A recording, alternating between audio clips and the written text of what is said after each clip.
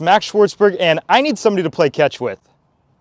What's up, man? Ryan McKay. Good to see you. Good to see you, bro. Ryan, you're a Big Ten guy, and I saw you back in May take the series from my brother back at USC, and you were part of the Big Ten before the expansion. I mean, I thought it was pretty cool just because the competition got so much better. You know, it's not like a whole bunch of crappy teams joined or anything. It was, you got Oregon, UCLA, all those good teams, and we got to play both of them. Yeah, like you said, won the series against USC. That was pretty cool. They were ranked at the time. And if we bring it to this summer, you've experimented on and off with the puck on the end of your bat. Tell me a little bit more about that. Yeah, our first week of practice, they brought it over and they were just like, hey, this is something that we're trying out. It's supposed to help with bat speed and help you stay on plane longer and you create more bat whip. So I was like, all right, if it's supposed to help me, why not give it a shot? So I tried it for a little bit and then it helped. I was swinging it well, and then one of the games I was in the box and I just swung and it came off and I couldn't find it ever since. And then I just stopped using it for a little bit, and I just got one the other week again, so I started to use it a little more. Yeah, and when it came off, you went on that tear, that heater throughout the last part of June. That was crazy. Yeah, that's kind of when I lost it, and then I stopped using it. I was like, all right, maybe I'll be all right without it. So that's why I wasn't using it, because I was doing well. And this is like a new day and age of baseball. There's all these analytics, numbers, and stats. Are you into that stuff, or do you kind of try to stay away from that? That's kind of something I've learned.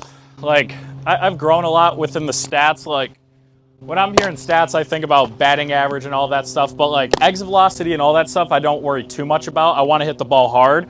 But I know if I hit the ball hard or something. But when it comes to stats, if you're looking at stats in this type of league, it's tough because, you know, if you're batting good, you know, you're batting 350 and you're like, oh, I got to go 2 for 4. Like, that's just not the right mindset. And I learned that after my freshman year of college. Obviously, I'm, you know, playing for a spot my freshman year, so I'm like, where am I at average-wise? But that's something I stopped doing, and I think that's helped me a lot mentally. And you're a guy who's had a lot of success here on the Cape. You're an all-star this year. And going from the Big Ten, of course, a Power 4, but you're facing a lot of SEC-type guys every day. Have you had to make any adjustments just to get back into it? Yeah, a lot of adjustments. My first week here, I struggled a little bit, and my bat was moving and my stance a lot. And I was like, all right, let's just simple it down and create as less movement as possible. So in my stance, I stopped moving my hands. I just kept everything still because I just wanted to have hard contact. And hard contact leads to more hits, especially when you're seeing the velocity I'm seeing here. It's a wood bat, a lot different than metal bat. So yeah, I've definitely had a couple tweaks here and there within the, you know, my approach and my stance. And I've asked a couple guys this, but how do you approach your left-on-left at bats? Of course, that wipeout slider is really tough, and the fastball up and in could blow you away. Yeah, I mean this spring is when I started really liking to hit lefties.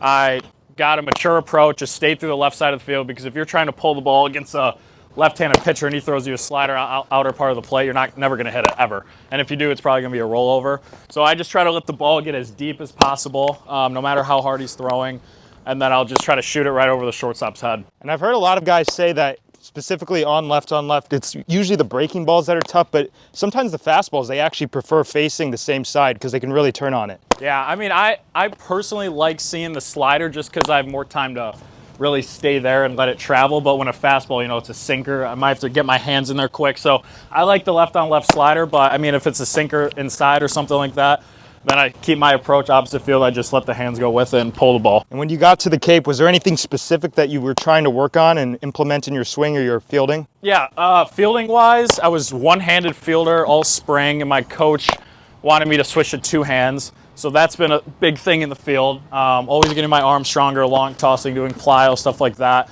And then just hitting-wise, just, you know, stick to what I do best. I think, you know, the best tool I have is hitting. So as long as I can make contact and don't strike out a lot, put the ball in play, you know, do quality at bats, that's what I like to do hitting-wise.